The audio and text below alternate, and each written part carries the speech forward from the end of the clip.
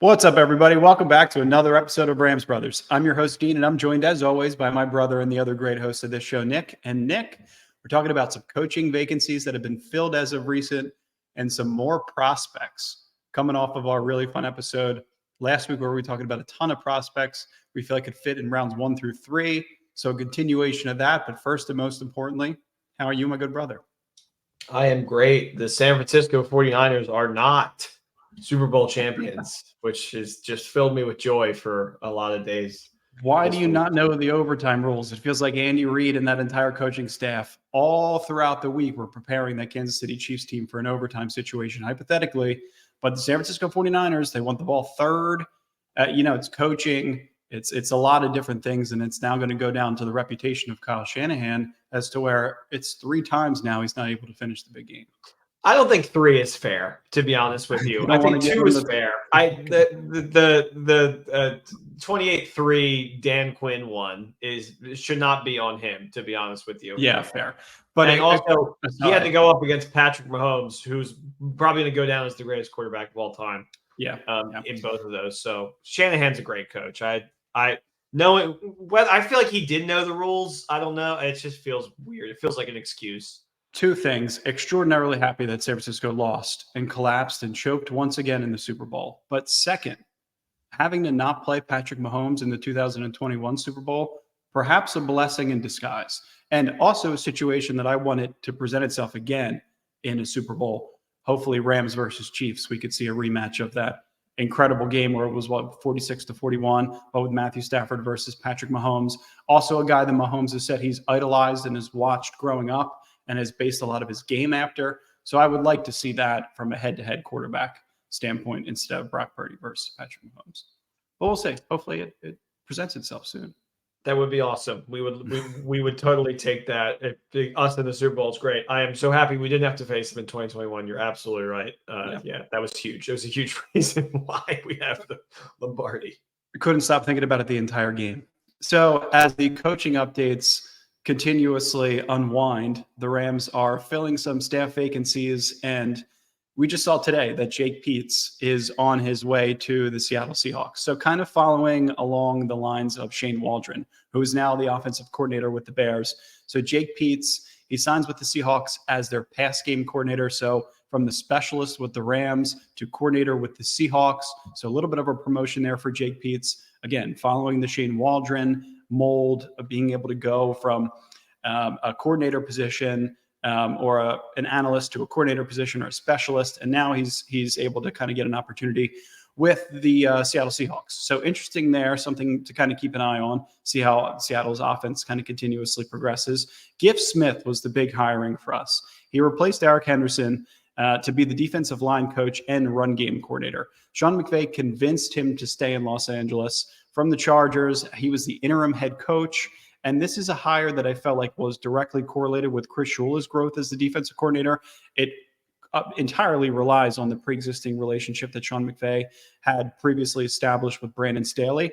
But I feel like for the development of Chris Shula, you're going to need somebody that understands defenses inside and out, understands it from a collegiate level all the way up to the pro level, and has experience from Arkansas, Georgia Southern, Tulane, and then with Buffalo, Tennessee, the Chargers in San Diego, the Chargers when they were in Los Angeles, and then obviously as an outside linebackers coach in 2022, and then eventually progressed into an interim head coach, outside linebackers coach.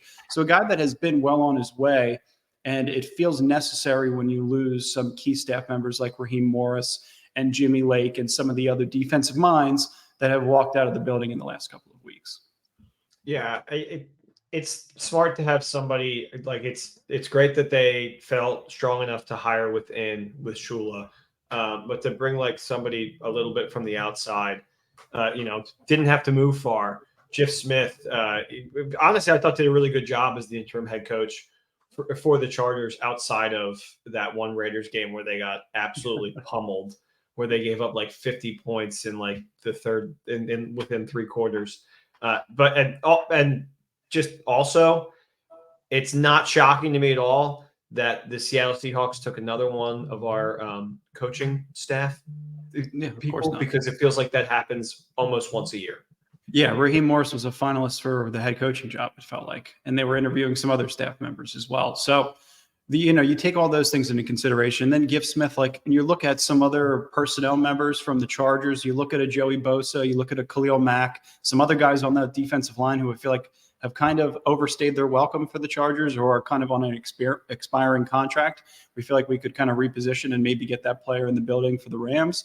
That could be a situation that presents itself also. So when you bring in some of these outside coaches, there's also other personnel and some players that we feel like, and some other staff members even, that can kind of round out this coaching staff. So good things there. Giff Smith is going to be a reliable member of the coaching staff moving forward. Great hire. Another guy, John Streicher, the coordinator of football strategy. So this is kind of like a new position for Sean McVay on his coaching staff. When you take into consideration the way that this role is going to take shape, and it very much is still doing so, it's things like in-game situations. It's things like assisting with timeout usage, clock management, situational football. You saw some things rear their ugly head in the Lions game in the wild card round in terms of timeout usage and delay of games. Nick, stuff you and I were talking about before the episode even started. This is a guy who's going to be some brain power and brain trust for Sean McVay, not only on the sidelines, but all throughout the offseason, all throughout the meetings, everything that happens during the week, to be able to just kind of work outside of his mind and be able to commit and organize Sean McVay's mind on game day. Hey, friends call him Stretch too. He's a guy that can get into the ear of a ref and get into the ear of other coaching staff members and is very well liked around the league. So feels like another really good hire for the Rams. Coordinator of football strategy. Almost, it's kind of like a new position.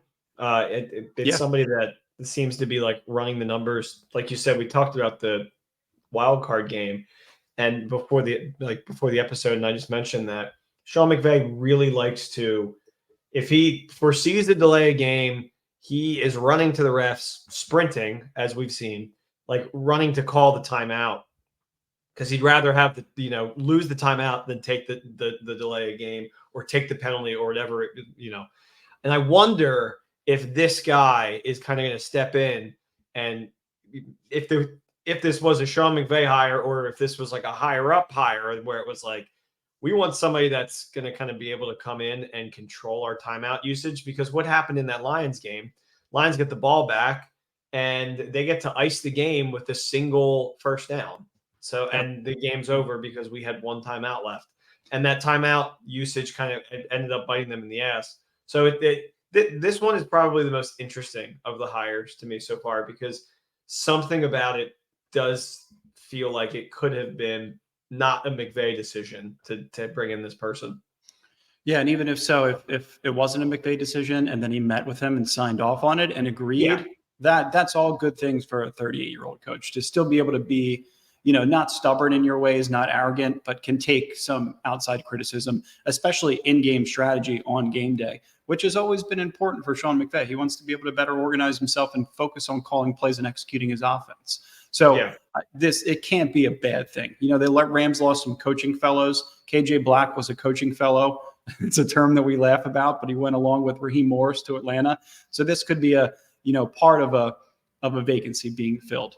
And then coordinator of football strategy, aka head of the fellows. Yeah, I like that better than just coaching fellow. And bring in some more fellows if you need to.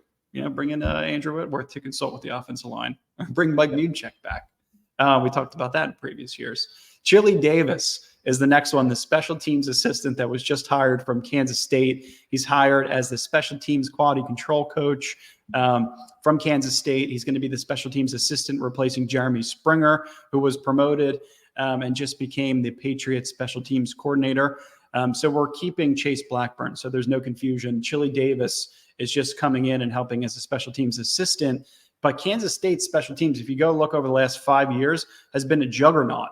They're really good in terms of punt coverage, returns, formations, doing some things that are creative from a special teams perspective that can give you advantages, that can flip the field, and that put your offense in better positions and put your defense in better starting positions as well. Formerly with Washington, New Mexico State, he did not play for the Los Angeles Angels. If you go look him up on Wikipedia, Chili Davis is going to filter you immediately to a baseball player that played for the Angels. Not him. Chili Dog Davis is the new special teams assistant for the Rams, and I think more help replacing Jeremy Springer, who was well on his way to probably being promoted as a special teams coordinator with the Rams. So you look at the Kansas State special teams, it was actually a pretty good unit. I feel like special teams is more than any other unit is about hustle. And if you can bring in somebody that's going to, generate hustle, it's a positive hire. And really, draft too. It cannot get worse than last year. It can't. It just can't. No, and look towards the bottom of the draft too for kids from Kansas State. Kids from similar programs like a Kansas State, from New Mexico, places where he's had experience to where you could fill out the back half of your roster with special teams talent. All right, prospects. Xavier Legette is the first prospect that I want to transition over to. I know we're kind of having a continued conversation of players we feel like can fit within the first 3 rounds. These are some guys that trickle into rounds 2, 3, 4, and maybe even round 5. I got 4 names for you. Xavier Legette is number 1. And the reason why I feel like he is number 1 is because I looked back at the way that the Rams have drafted wide receivers in the past. I looked at Tutu Atwell. I looked at Van Jefferson. Both fit the mold of X receivers, but both 2 different kinds of receivers. But they like to target second-round receivers with first-round talent, size, and ability at this position to play the X. And I feel like if you could find a player that can rotate with Tutu Atwell, play alongside of Puka Nacua and Cooper Kupp, it's going to be extraordinarily valuable. And I feel like 2 things I really look for in receivers for Rams. One is position versatility. Right, a guy that's able to line up at all 3 receiver positions, which is the F, the flanker, the Z, and then the X. And then the other ability is to be able to run block and block an open space when our skill players have the ball in their hands and they're trying to create for themselves. I feel like Xavier Legette clearly fits the mold of an X receiver. The size, the length, the strong hands, it's all there. It was initially measured at 6'3", Senior Bowl measured at 6'1", 223. But the ability to make contested catches, stretch the field vertically. He knows how to attack defensive backs' blind spots and knows how to get his own leverage. I've seen him line up outside of the numbers and also offset in the Z and as a power slot option. He's a total nightmare in terms of a matchup. And the 4th lowest drop percentage at 2.7%. He was tied for 8th with 85% catchable targets caught, with many of his catches being fully extended, leaving his feet and making his quarterback look really good. I feel like he's it's a problem after he makes a catch. Everything after the catch is big, strong, physical. He just has some issues in sitting down in some zones and recognizing some coverages pre-snap. And all that stuff needs work, but it's all stuff that the Rams' coaching staff can coach him up on. He is, I feel like, has first-round talent. Will probably go in the 2nd round, and the testing may kind of, put him somewhere in the middle, but talented kid that will be a good pro.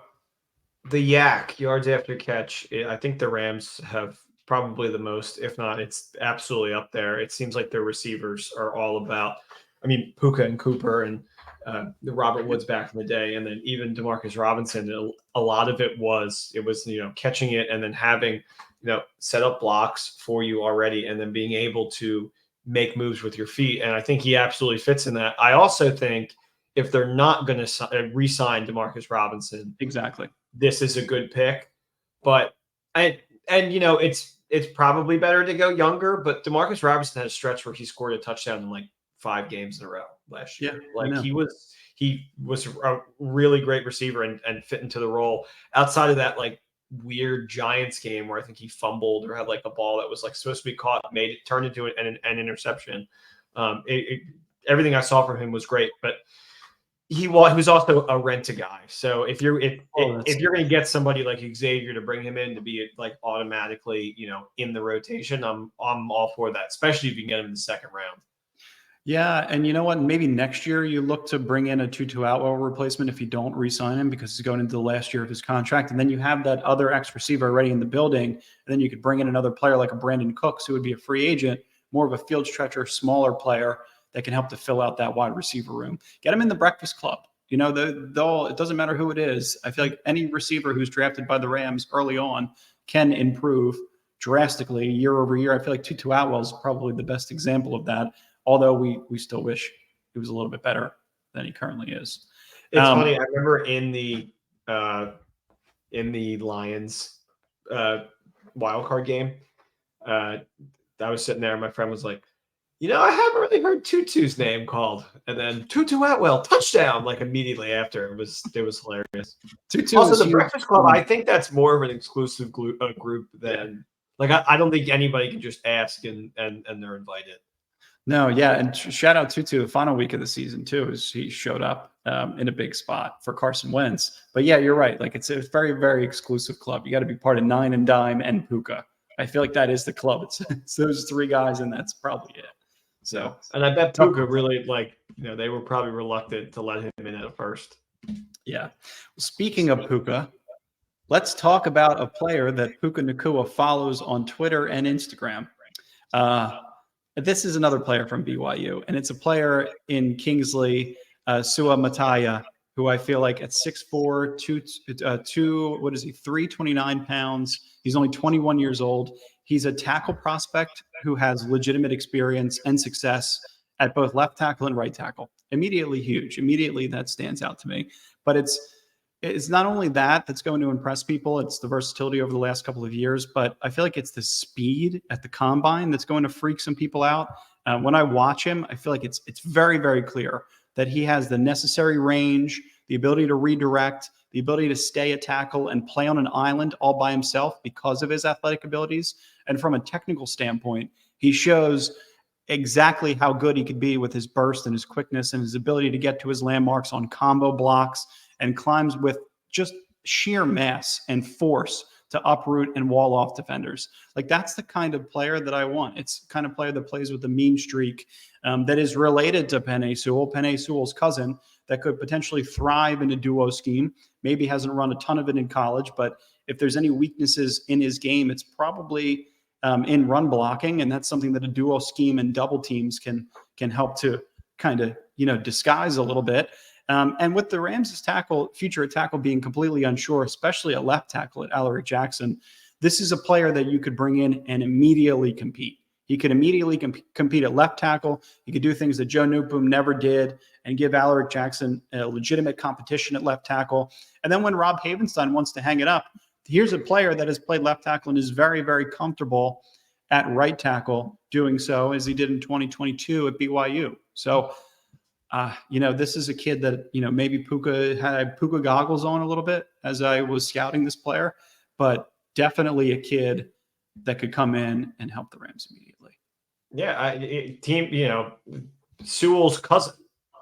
The bloodline is strong in this one. It's all somebody that I hate to say this, but it does feel like over the years of the Rams in the Sean McVay era, there has been some O-line, mess ups and injuries, and to have somebody that has experience on left and right, even if he's not, perfect against the run, I think that could be just somebody that can be plugged in immediately, which is really what you're looking for.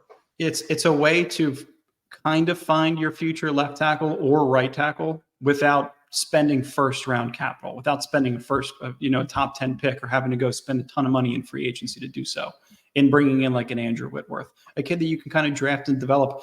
And, Nick, to your point, they've been doing that. They've been trying to do it with guys like Warren McClendon, Trayman Akram, and some other late round picks that they've gotten throughout the last couple of drafts, but not the kind of kid that I feel like has this kind of ability, athleticism, similar to Suamataya. So Kingsley Suamataya, really, really good player, really, really fun name to pronounce. Shares the bloodline with Penei Sewell, definitely is really, really good friends with Puka Nacua. So I feel like there's some familiarity, was a team captain. So just a player that all coaches and other players on the team have all grown to really love. I mean, just personally, I feel like a lot of what is like loved in this Rams organization is being able to like find guys for cheap, maybe newer, like more recently, as opposed to like the Von Millers and the Andrew Whitworths. It's like finding like gems, diamonds in the rough, and he absolutely stands out in that regard. It's also anytime you bring in O-line help, a lot of the Ram scheme is based in letting Stafford sit back, letting the play develop. So more than anything, having a strong O-line is prominent in this organization. I think that's why it hasn't worked so well for some of these guys that they drafted because they're going to need to hold these, It's a tougher responsibility. And I think in this most recent year, as they're developing the new run scheme and they're more reliant on double teams up front, it's alleviating some of the stress of these offensive linemen, right? So like a guy like Kingsley Suamataia can come in and maybe not start right away, but can develop, learn the system, and work on some of his imperfections, which are the run game, because he excels in pass pro. That's why I feel like he'd be a good fit for this team. You don't want him to start right away, but you want him to be able to start right away. Yeah, exactly. You want him to be able to compete right away. So the next player is probably going to be controversial. So Dane Bugler comes out every year with this incredible big board for the Athletic.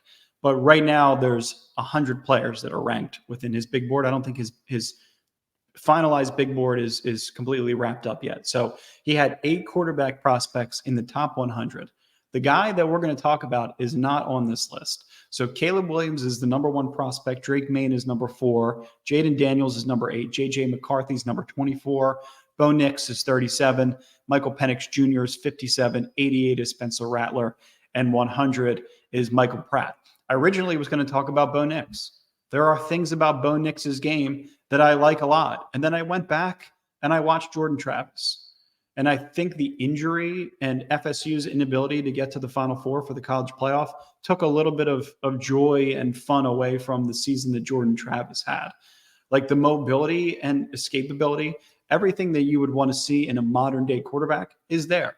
He's a little bit frail, 6'1", 215, but a lot of these guys are. Nick, we were talking about before the episode started, how tall is Caleb? 6'1". What does CJ Stroud look like? What does Bryce Young look like? Do they translate to the NFL? Some guys do, some guys don't. So it's a really, really difficult evaluation process. But I feel like from an athlete standpoint, excellent. He's an excellent athlete for the position. He has the ability to change arm angles. He throws off platform, and he has improved every single year as a passer in his college career. And I feel like unique acceleration, being able to get out of the pocket, even when you're in the pocket, he has a very, very unique escapability, which is 100% required in the league right now. When the pass rush is beating down on him, time after time again, you can watch the tape. He stands tall in the pocket and can deliver under pressure. As you saw towards the end of the 2023 season, prior to that injury in November that took him off the field, I look at guys at the quarterback position who have avoided really, really dumb turnovers, who have avoided really, really dumb mistakes. When you hear some of these quarterbacks talk, the Peyton, the Eli's, the Tony Romos of the world, so much of the position is about mitigating mistakes. And he's a very, very well-regarded leader by his teammates, by his coaches. He feels like he's already a pro's pro. He's not going to go in the top 2 rounds. He might not even go in the top 3 rounds, but he's going to go down as one of the best players in Florida State's history. And even though his future is murky and likely a career-ending leg injury from a college perspective took him out, he was going to go probably outside of the top 75, but not too much further outside of that. So a guy that I really like, 27 total touchdowns, had 7 on the ground, 20 in the air, only had 2 interceptions. The quarterback position, I feel like, is just a really hard evaluation outside of the top couple of guys this year. Yeah, I 100% agree with what you just said, that it's very hard to evaluate top talent. Here's the thing with the quarterback position. How many years do you think Stafford has left as being the starting quarterback for the Los Angeles Rams? 2. Oh, okay. I thought you'd say like 3 or 4. So 2. Maybe. So I would hope 3, but who knows what the next couple of years are going to bring. If he gets one more ring, you just don't know. Right. Okay. Yeah. And if he gets a ring, I think that the problem of getting the next guy, that's a whole different issue. Yeah. I was thinking more 3 to 4. And if the answer truly is 3 to 4, I don't think this is the draft to go out and get a quarterback. I think you re-sign Carson Wentz and you call it, and maybe Stetson Bennett can be emergency third string if he's okay enough to be in the building. And I think that's that. Regardless of this Jordan Davis, kid, everyone we talked about before the episode started. They're all 6'1". They're all like around 215 pounds. I mean, call me old fashioned, but I want my quarterback to be like taller and be able to like see over the offensive line. Like, I know, yeah, it's just not like 6'2" Mahomes, and then there's the Russell Wilsons that are 5'11", the Drew Breeses of the world. Like that's what I was thinking about when I was looking at Bo Nix. I'm like trying to find like a Drew Brees comp. Then like I look at a guy like Drake May. He's the only one that's 6'4", and he's probably going to be the second overall pick in the draft. Yeah, I agree with you. Like really, really tough quarterback evaluation process. You could probably look later on in the draft, try and bring somebody in the 6th or 7th round if you feel like it's necessary. But I like your plan. Like I like bringing back Carson Wentz, seeing what you have with Stetson Bennett, and then maybe looking next year to try and find somebody that is like a Jordan Love type player in the first round. Yeah, I also think it was like if you truly felt Jordan Love was good to go, I think it was a mistake to hide him for as long as they did. Sure. Because Agreed. I think, this year they could have been more ready than they were if he had that playoff experience behind them, like already. And I also just everything that you said, or at least some things that you said, I had to like kind of mark because it's exactly what they were saying about Stetson Bennett last year. Avoided mistakes, well-regarded leader, and but like neither of them, like he has different kind of. It's like a bad ex. It's like he was like the redhead that you dated that was so crazy, and you're like, oh my god, I don't know why I would ever do that. I'm never ever going to date a redhead again. And that's what I feel about them drafting like this like backup quasi Jordan Love role. I just don't want to see them do that in that like mid round and waste a pick when there is a lot of talent on the board. Well, because they just did it. They just spent a 4th round pick on Stetson Bennett. So I get it. But to completely different players. Yeah. Understand, but completely understand what you're saying entirely. The last guy is a bonus. This guy is just a freak. Like I wanted to bring 3 players to the table. We did, but there's a 4th as a bonus. So I think we're up to like 14, 15 players right now as we continuously build the big board. This guy, though, just stuck out, and it's probably going to be a day 3 pick, and it's probably going to be a player that, safeties are either top picks or they fall like in the rounds 4, 5, 6, like a Jordan Fuller type player. And we're probably going to need to replace both him and John Johnson III. So you kind of got to start to look in this category as well at safety. This is a player that I fell in love with. Watched him, a little bit during the season, the college football season, but never was a player outside of his size that I was able to catch on tape and see to myself like, oh my God, this guy's amazing. But as you go back and you watch him and you look at some of his ability to be versatile, like some of the things that he can do from the safety position, being able to rush the passer, defend against the run, everything in between, like a Kyle Fuller type player for the Baltimore Ravens. You saw how effective he was throughout the playoffs. Kind of like a do-it-all safety, a guy that can play in the box, a guy that can play free safety, a guy that plays center field a little bit when necessary. But he's built like a future Hall of Fame safety. Like he finds the ball in the air, he makes a play on it, and he lacks a little bit of the on-field experience, but could be one of those day 3 superstars that turns into, one of the better defensive players in the league. 6'3", 215 pounds, Sean Taylor-like size, Hall of Fame-like size. But there are obviously some technicality things within his game that need to be refined. But a player that I feel like would have to start, would come in and would immediately have to start for the Rams. I think it's a role that you need somebody like whoever we draft in the safety position is going to have to start. And it's another guy that can play special teams as well. Yeah. So. Yeah. 100%. John Johnson was a 1-year rental. I think we all know it, but you might have to have 1 or 2 more rentals on the roster this year, but not as many as you had this previous year, and maybe not as many at starting positions. Right. So. And that kind of comes back to DeMarcus Robinson. It's like, is he going to be a rental? I'm fine renting Carson Wentz for a year, There you go. Like I think that's inevitable. I think, you can win big games if you have rentals around you, but if you have like, the pillars, which we continuously talk about. Yep, exactly. If you guys are enjoying the podcast, make sure that you